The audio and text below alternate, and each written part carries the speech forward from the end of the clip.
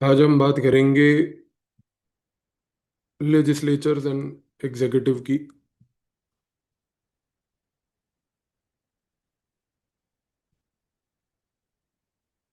तो देखिए यहाँ पर हम क्या कहते हैं कि इंडिया का जो पार्लियामेंट्री सिस्टम है,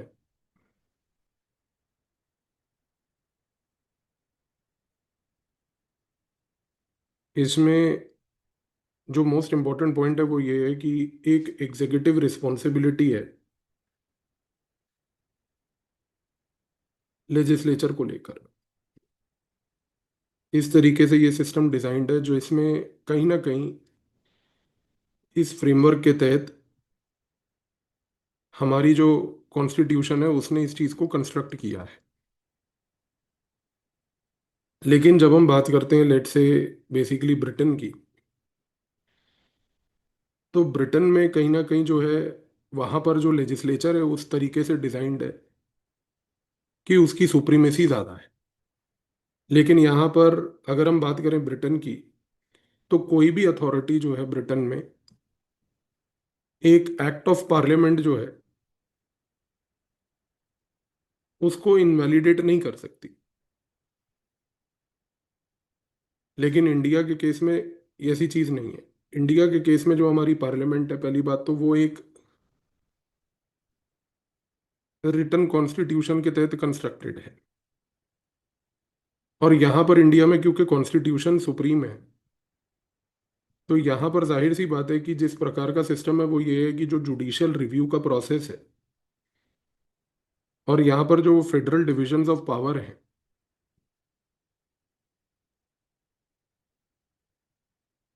वो इंश्योर करते हैं आज की डेट में कि जो पार्लियामेंट है, पहली बात तो उसकी कॉम्पिटेंस जो है वो सबॉर्डिनेट रहे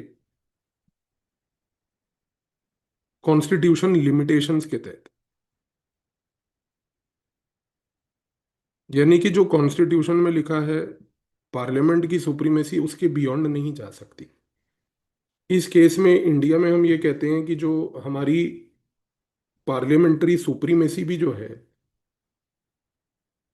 वो पार्लियामेंट्री सुप्रीमेसी हमारी कुछ ऐसी है इंडिया के केस में कि यहाँ पर जो लॉ मेकिंग है पार्लियामेंट की, वो लॉ मेकिंग पावर कोई अनलिमिटेड पावर नहीं है। वो आज की डेट में लिमिटेड है। And it is bound by what is called as constitutional bounding.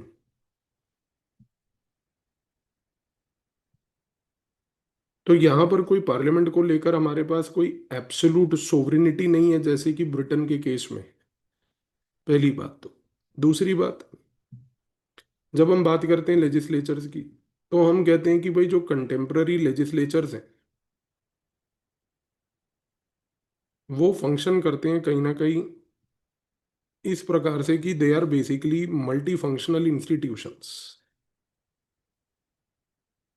अच्छा, अब because they are like multi functional institutions, तो होता क्या है कि they basically function beyond policy making. क्योंकि पॉलिसी मेकिंग तो एक एस्पेक्ट हुआ, लेकिन उसके साथ साथ क्या होता है कि लेजिस्लेचर्स आज की डेट में, लाइक अगर हम इंडिया के केस की भी बात करें, तो वो पहले तो एक इंश्योर करती है एग्जीक्यूटिव ओवरसाइट। और ये करती है वो थ्रू वेरियस टूल्स जैसे होते हैं questions, motions, committees, budgetary control.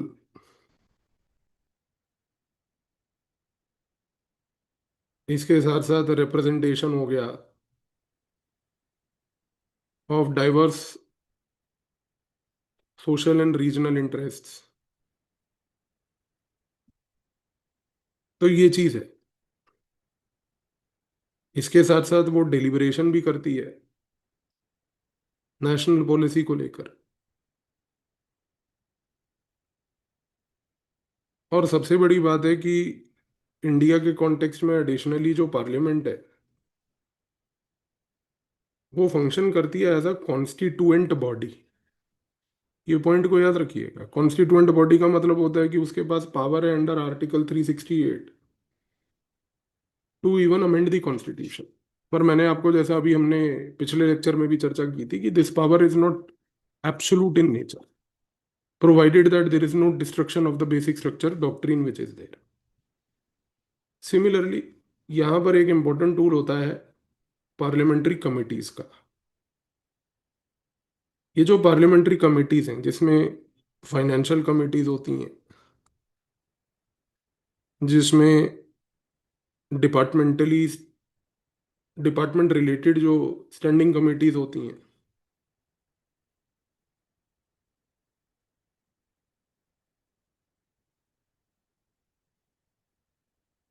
ये बेसिकली आज की डेट में कॉन्स्टिट्यूट करती हैं हमारे कॉन्टेक्स्ट में एक इंस्टीट्यूशनल बैकबोन,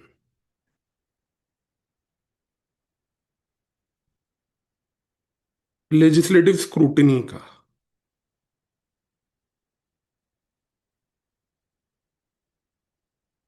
सुभाष कश्यप इस चीज को डिफाइन कैसे करते हैं? सुभाष कश्यप ये कहते हैं कि ये जो इंस्टीट्यूशनल बैकबोन है लेजिस्लेटिव स्क्रूटनी का, ये आज की डेट में एग्जामिन करता है बिल्स को, पॉलिसीज को, एक्सपेंडिचर्स को, जो बेसिकली क्या है कि पार्लियामेंट्री सेशंस अपने आप नहीं कर सकते। इस कॉन्टेक्स्ट में स्पीकर जो है presiding officer and interpreter of rules होने के नाते उसको टास्क दिया जाता है to safeguard freedom, order and dignity of the house.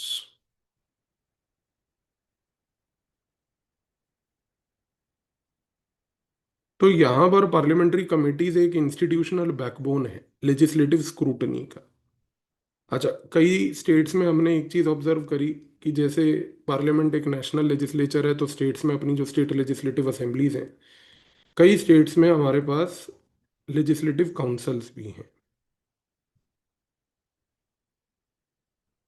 Legislative councils जो हैं स्टेट्स में, कहीं ना कहीं उनकी बड़ी लिमिटेड लेवल पर फॉर्मल पावर्स हैं, पर उसका मतलब ये नहीं है कि उनकी कोई यूटिलिटी नहीं है। सुभाष कश्यप यहाँ पे कहते हैं कि जब हम बात करते हैं कि they have limited formal powers, तो वो कहते हैं कि भाई they can not permanently veto legislation. पहली बात तो वो पावर उनके पास नहीं होती। उनके पास कोई डिसाइसिव से नहीं है मनी बिल्स को लेकर। ये दूसरी बात उन्होंने बोली। लेकिन सुभाष कश्यप कहते हैं कि I don't call them as basically houses with ineffective power. वो इस चीज से सहमत नहीं है। सुभाष कश्यप कहते हैं कि भाई I don't consider legislative councils as houses with ineffective powers, क्योंकि वो कहते हैं कि मेरा मानना ये है कि these are basically revisory, deliberative, representative houses, जो कहीं ना कहीं एनरिच करते हैं स्टेट लेवल की लॉ मेकिंग को। तो Subhash Kashyap does not take a negative pejorative view about the legislative councils, कि जस्ट बिकॉज उनकी पावर इनफेक्टिव है with respect to vetoing legislation या मनी बिल, तो therefore they are ineffective. But considering कि उनका एक डिलिबरेटिव रिवाइजरी फंक्शन है, एक रिप्रेजेंटेशन भी ऐसी होती है कि एक वाइड कैटेगरी ऑफ सोसाइटी को वो रिप्रेजेंटेशन देते हैं वहां पे, तो उस कॉन्टेक्स्ट में कहीं ना कहीं वो मानते हैं कि it is a very enriched kind of a scenario where law making over a period of time gets enriched. लेकिन यहाँ पर योगेंद्र यादव जो है, उनका मानना थोड़ा अलग है। वो कहते हैं कि देखो ऐसा है कि what I see today is a decline of parliament. क्योंकि वो कहते हैं कि देखो इंडिया में वो क्या रहा है कि पहली बात तो पार्लियामेंट के अंदर रिड्यूस्ड सिटिंग्स हो रही हैं। दूसरा वो कहते हैं कि फ्रीक्वेंट डिसरप्शंस हो रहे हैं। तीसरा वो कहते हैं कि भाई डिक्लाइनिंग क्वालिटी ऑफ डिबेट है। बाहर पोल्यूशन चल रहा है, अंदर वंदे मातरम हो रहा है। डिक्लाइनिंग क्वालिटी ऑफ डिबेट है। और लेजिस्लेटिव स्क्रूटनी भी बहुत रिड्यूस हो गई है। और वो कहते हैं कि this is a global trend, India के लिए यूनिक नहीं है।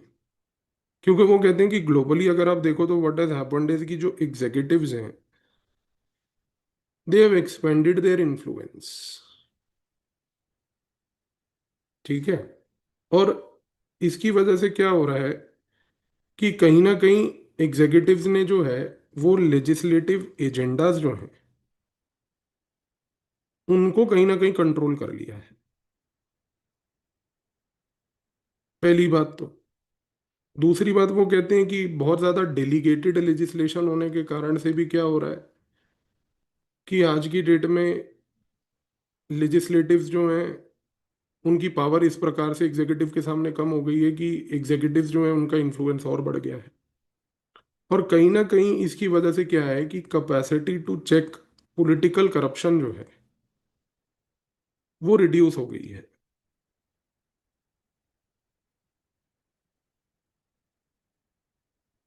तो योगेंद्र यादव ये कहते हैं कि बस देखो, मेरा मानना ये है कि सिर्फ इंडिया का फिनोमिना नहीं बल्कि एक ग्लोबल लेवल पर ये डिक्लाइन को ऑब्जर्व करें तो इंडिया में कोई अलग चीज नहीं दिखती यहाँ पर अपने को। तो इस रीजन से वो कहते हैं कि चीजें इसी प्रकार से हमें ऑब्जर्व करनी पड़ेंगी। लेकिन यहाँ पर एक चीज बड़ी क्लियर है। एक चीज क्लियर ये भी है कि योगेंद्र यादव ये भी कहते हैं कि आज अगर हम लेजिस्लेटिव और एग्जीक्यूटिव रिलेशंस को पढ़ने की कोशिश करें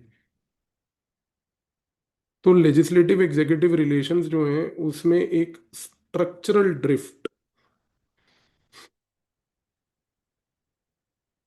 टुवर्ड्स एग्जीक्यूटिव प्रिडोमिनेंस देखने को मिला है।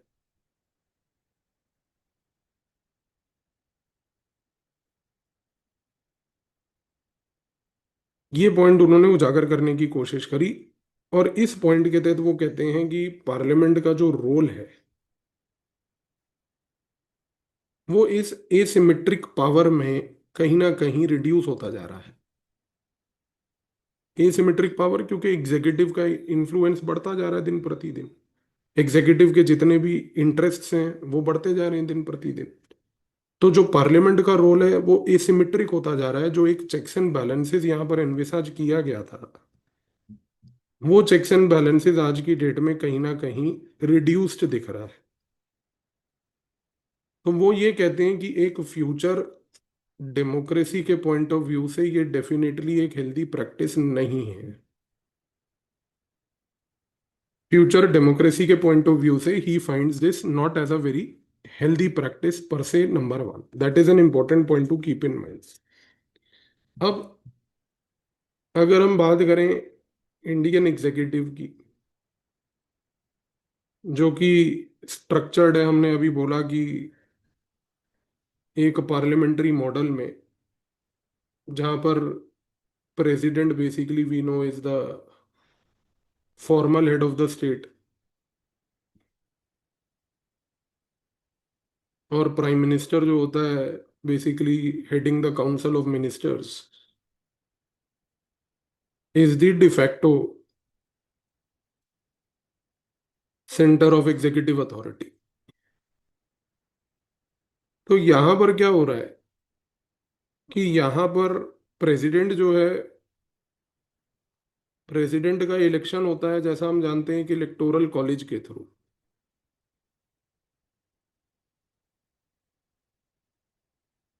और इस इलेक्टोरल कॉलेज के थ्रू जब इलेक्शन होता है तो ये एक फेडरलाइज्ड इलेक्शन होता है। और ऐसा फेडरलाइज्ड इलेक्शन होता है जिसके तहत प्रेसिडेंट की जो पोजीशन है इवेंचुअली वो पोजीशन रीइंफोर्स होती है एक नॉन पार्टिजन कॉन्स्टिट्यूशनल हेड की। नॉन पार्टिजन कॉन्स्टिट्यूशनल हेड की, पहली बात। दूसरी बात, जब हम नॉर्मल सर्कमस्टेंसेस की बात करते हैं तो देखो, नॉर्मल सर्कमस्टेंसेज में क्या है कि प्रेसिडेंट जो है, जनरली बोला जाएगा कि भाई acts on the aid and advice of council of ministers. लेकिन आज की डेट में प्रेसिडेंट का रूल जो है वो ज्यादा सिग्निफिकेंट कब होता है? वो सिग्निफिकेंट होता है जब एक माइनॉरिटी गवर्नमेंट हो या कोलिशन गवर्नमेंट हो।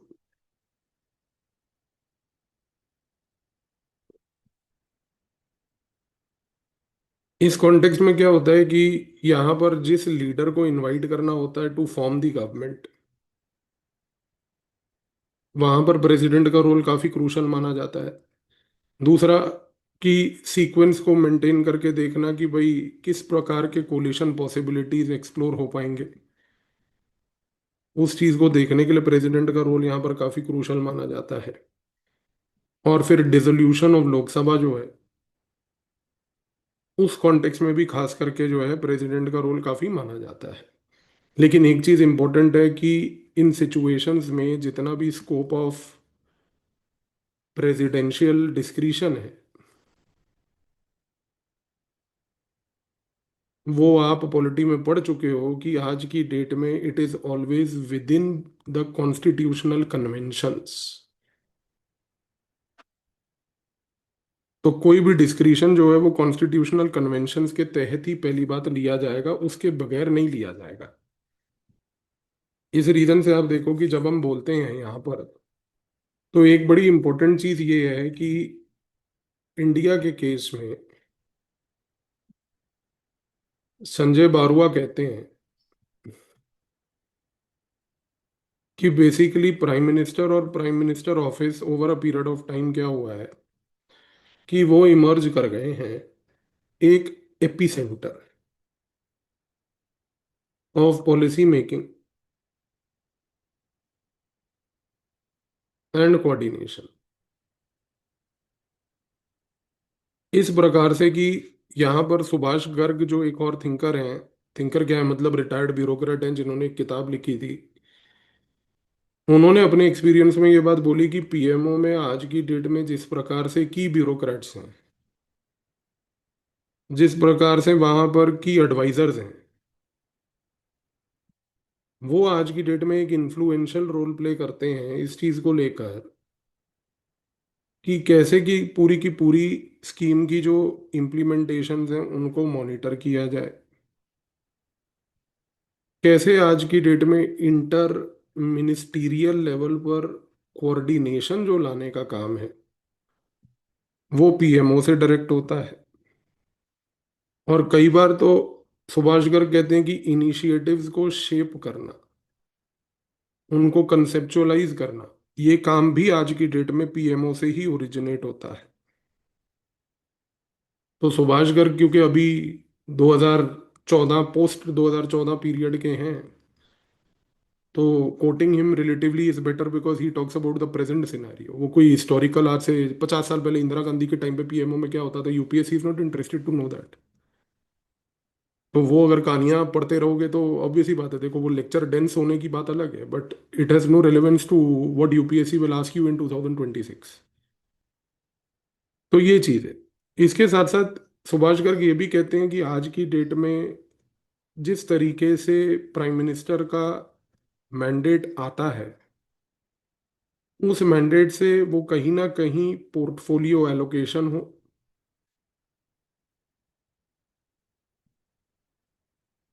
और एलाइज को अकोमोडेट करने की बात हो,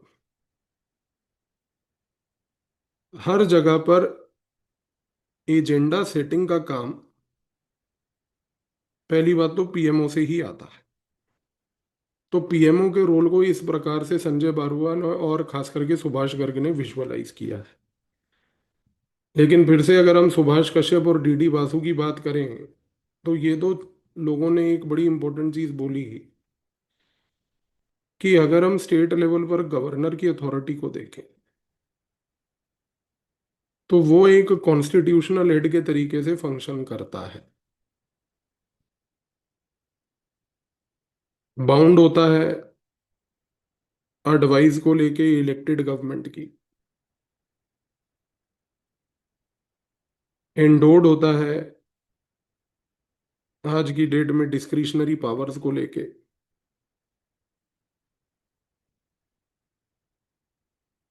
जैसे कि गवर्नमेंट फॉर्मेशन की बात हो, बिल्स को रिजर्व करने की बात हो प्रेसिडेंट को लेकर, प्रेसिडेंशियल कंसिडरेशन के लिए जिसको हम कहते हैं। इस केस में क्या होता है कि खास करके गवर्नर का रोल एक कॉन्स्टिट्यूशनल क्राइसिस में काफी काम आता है।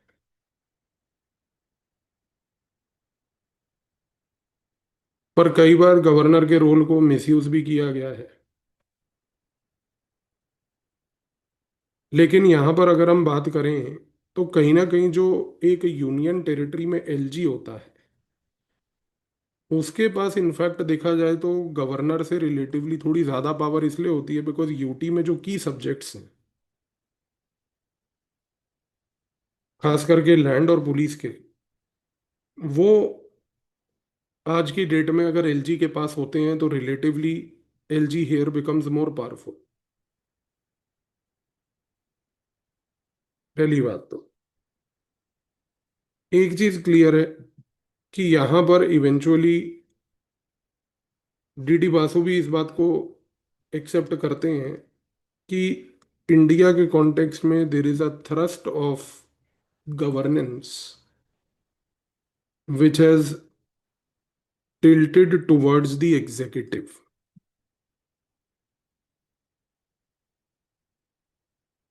क्योंकि एजेंडा कंट्रोल हो, यहाँ पर इसके साथ साथ डेलीगेटेड लेजिस्लेशन हो,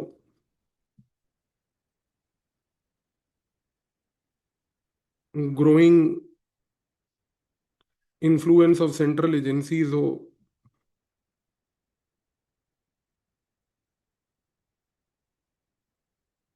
या स्ट्रॉन्ग पार्टी लीडरशिप हो,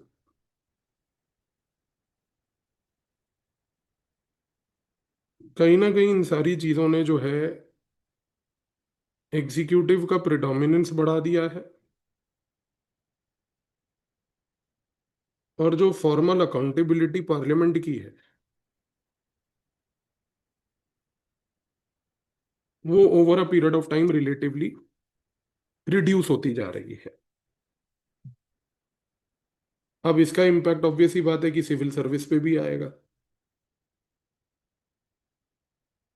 और सिविल सर्विस की स्टडी में हम जिस स्कॉलर को यूज कर रहे हैं उनका नाम है एमपी सिंह। एमपी सिंह कहते हैं कि देखो, इंडिया में ब्यूरोक्रेसी को हमने कंसेप्चुअलाइज किया था वेबर के मॉडल पे, कि भाई मेरिट बेस्ड रिक्रूटमेंट होगी, एक हायरार्किकल ऑर्गेनाइजेशन होगा,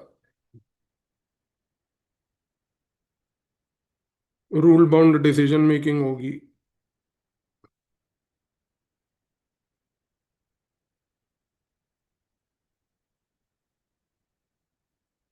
इम्पर्सनैलिटी होगी उनके फंक्शनिंग में। तो ये एक एडमिनिस्ट्रेटिव डिजाइन कंसेप्चुअलाइज किया गया था। और एमपी सिंह कहते हैं कि आईसीएस को आईएएस में ट्रांसफॉर्म करने से कंटिन्यूटी दिखी, स्टेबिलिटी दिखी,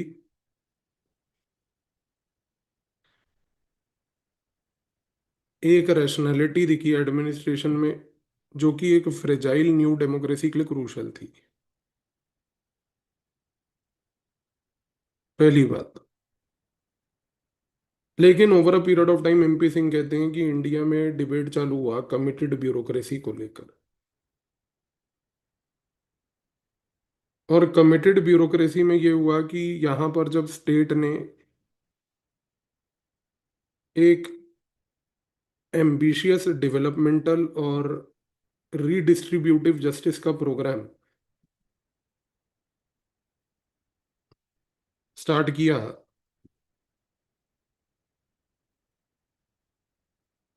तो यहाँ पर कहीं ना कहीं क्या हुआ कि जो सिविल सर्वेंट्स थे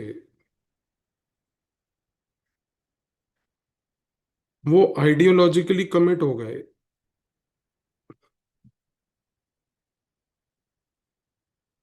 इन गोल्स को लेकर। और यहां पर उन्होंने फोकस करना शुरू कर दिया सोशलिज्म को लेकर, सोशल जस्टिस को लेकर। तो एमपी सिंह कहते हैं कि civil servants rather than becoming proactive agents जो थे, वो कहीं ना कहीं ट्रांसफॉर्म हो गए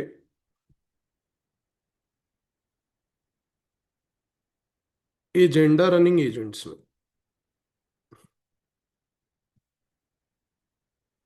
और ये ग्रेजुअली इस एजेंडा को फुलफिल करते करते वो पार्टी आइडियोलॉजी से इन्फ्लुएंस हो गए। और इस पार्टी आइडियोलॉजी से इन्फ्लुएंस होने की वजह से क्या हुआ कि जो पॉलिटिकल न्यूट्रलिटी थी वो अफेक्ट हो गई। लीगैलिटी जो थी वो इसलिए भी अफेक्ट हो गई क्योंकि जो सिविल सर्वेंट्स थे इवेंचुअली वो बन गए instruments of ruling party interests.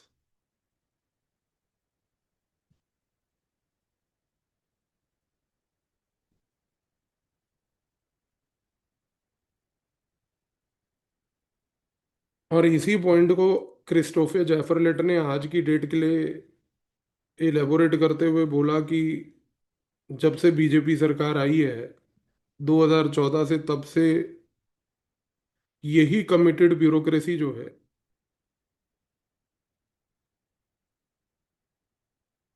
वो अब आरएसएस आइडियोलॉजी इंस्पायर्ड हो गई और उस विचारधारा से जुड़े हुए सिविल सर्वेंट्स जो हैं वो आगे आने लगे। और क्रिस्टोफर जैफरलट कहता है कि गवर्नमेंट ने जब से ये बैन भी हटाया कि पब्लिक सर्वेंट जो हैं वो आरएसएस की शाखा में नहीं जा सकते थे बट अब जा सकते हैं, तो वो बैन हटाने के बाद से तो ये चीज़ एकदम ऑफिशियल हो गई। तो क्रिस्टोफर जैफरलट कहता है कि चाहे कांग्रेस हो या बीजेपी हो, आज दोनों की दोनों पार्टीज जो हैं वो सिविल सर्विसेज को इंस्ट्रूमेंट्स देखती है ऑफ पार्टी इंटरेस्ट्स।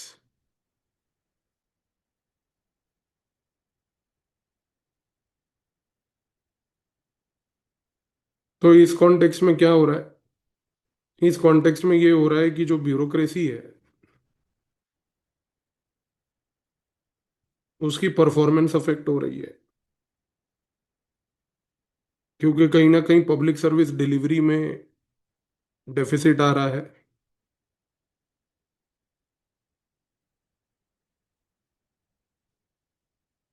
पॉवर्टी जो है वो टैकल नहीं हो पा रही और करप्शन रिलेटिवली काफी बढ़ गई है।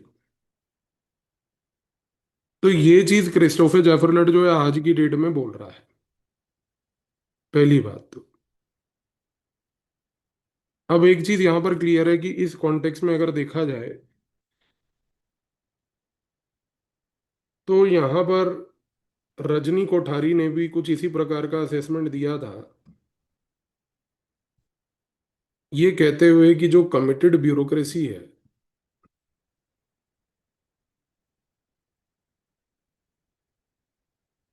जब वो इमर्ज हुई थी इंडिया में तो उसके पास एक ड्यूअल प्रेशर आ गया था। एक प्रेशर तो था कि भाई सोशल चेंज लाओ, क्योंकि वो जो डेवलपमेंटल एजेंडा सोशल जस्टिस का नया अपनाया गया वो। और दूसरा था कि भाई pressure of politicisation,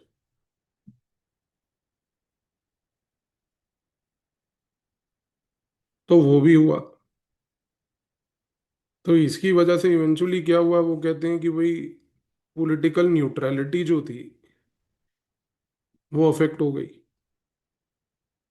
constitutional norms को फॉलो करने के बजाय जो है सिविल सर्वेंट्स ने पार्टी प्रोग्राम्स को फॉलो करना शुरू कर दिया। और ये पार्टी प्रोग्राम्स को फॉलो करते करते इवेंचुअली क्या हुआ कि करप्शन एडमिनिस्ट्रेशन में बहुत डीपन हो गई। तो ये चीज का मानना उनका आज की डेट में है। लेकिन यहीं पर अगर हम बात करें तो एमपी सिंह फिर से वापस एक बड़ा इंपॉर्टेंट पॉइंट कहते हैं। वो कहते हैं कि इंडिया में हमने ब्यूरोक्रेसी में एक एलीट सर्कुलेशन थ्योरी भी देखी है। एलीट सर्कुलेशन थ्योरी में क्या होता है कि जो ओल्ड एलीट्स थे, अपर कास्ट, लैंडलॉर्ड्स, वो अब क्या है, सर्कुलेट होकर न्यू एलिट से रिप्लेस हो गए। न्यू एलिट्स कौन से आए, कि भाई रिजर्वेशन से बैकवर्ड क्लासेस को एक पुश मिला, वो पुश करके जो है घुसे सिविल सर्विसेज में, पब्लिक इंस्टीट्यूशंस में। तो इसकी वजह से क्या हुआ कि कहीं ना कहीं जो पूरे इंस्टीट्यूशनल नॉर्म्स थे, जो पहले इस प्रकार से डिजाइंड थे कि उन इंस्टीट्यूशनल नॉर्म्स में केवल और केवल फोकस सिर्फ अपर कास्ट का होता था, अब एक सर्कुलेशन के तहत जो लोअर कास्ट्स भी उस डिजाइन में आए, तो इसकी वजह से एक इंस्टीट्यूशनल रीजिग हुआ। लेकिन वो ये कहते हैं, रीजिग यानी कि शेकिंग हुई। लेकिन वो एमपी सिंह कहते हैं कि इस एलीट सर्कुलेशन थ्योरी से चाहे लोअर कास्ट ब्यूरोक्रेसी में आ गए, but that does not mean कि दे कुड नॉट और they did not become a part of the committed bureaucracy. They remained a part of the committed bureaucracy also. तो उनका कहने का मेन मकसद ये है कि बस एलीट सर्कुलेशन थ्योरी में अगर ओल्ड एलीट्स जो हैं वो हट के न्यू एलीट्स आ भी गए, तो इवेंचुअली कमिटेड ब्यूरोक्रेसी पे कोई चेंज नहीं। ब्यूरोक्रेसी कमिटेड जो थी वो पार्टी आइडियोलॉजी की इंस्ट्रूमेंट बनकर ही रह गई। So this is what you need to remember in this entire debate with respect to this scholarship that we have discussed here.